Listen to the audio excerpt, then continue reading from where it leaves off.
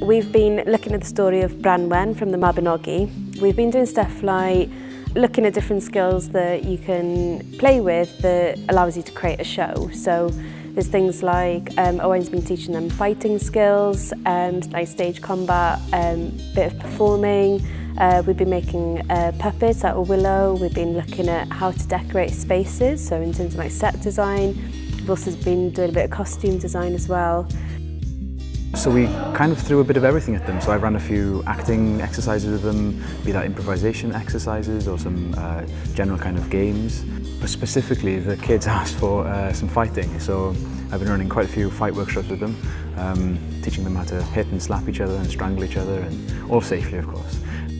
He's been teaching us most of all to stay safe and how to do it and make it seem realistic. I think it's nice to get to do what people do like in real life in like theatres and stuff, so I like stage fighting the most. Today we had to practice loads and loads because it's the biggest day of like our lives probably. Because there's like this massive show we have to do in front of like 50 people I think or more. I'm feeling a bit nervous but more excited that we get to like show off what we can do. We created a giant puppet of Pedr, who is a giant in the tale of Branwen. It's required a lot of the pupils to work together to create one thing. And I think that was something new for them. They're often used to working individually, but they were working as a team. How's everyone feeling? So it was a bit of a challenge to begin with, to get them to communicate with each other properly. But when it came to the performance itself and for them to man the puppet, they were talking to each other for the whole time and they were able to manage it. Yeah, the most challenging thing is working more together because that's like the main thing which is very hard for me to do.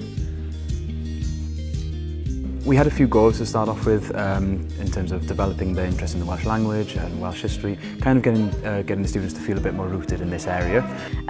We had an interesting group, a diverse group where we had some who were from England, some from Poland. We also had one of the pupils is from Brazil. Not specifically developing Welsh language skills, but an appreciation at least, or an understanding of Welsh language as part of a wider culture as opposed to being a subject being taught in schools.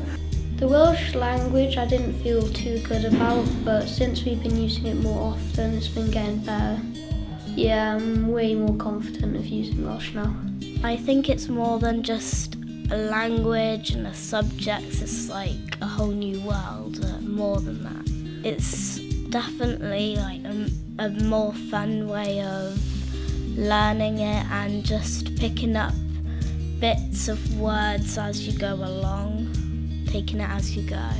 It was about getting them to understand that Welsh language is a language that gets used day to day. It's not just a language that they have to learn in school, it's a language that they can learn and use.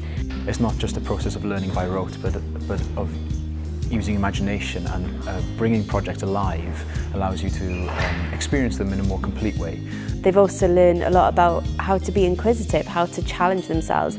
It's about using the imagination they've got, unlocking it, and how do you turn that into reality? How at points when there's challenge or there's a problem that they face, how do they overcome that? For me, it's a very important way of reinforcing a kind of confidence, get them to build their confidence levels up. These guys are still young, but if we get them confident in their ability to perform in front of an audience, then there's kind of nothing can hold them back then. Good. So, Benji, guys,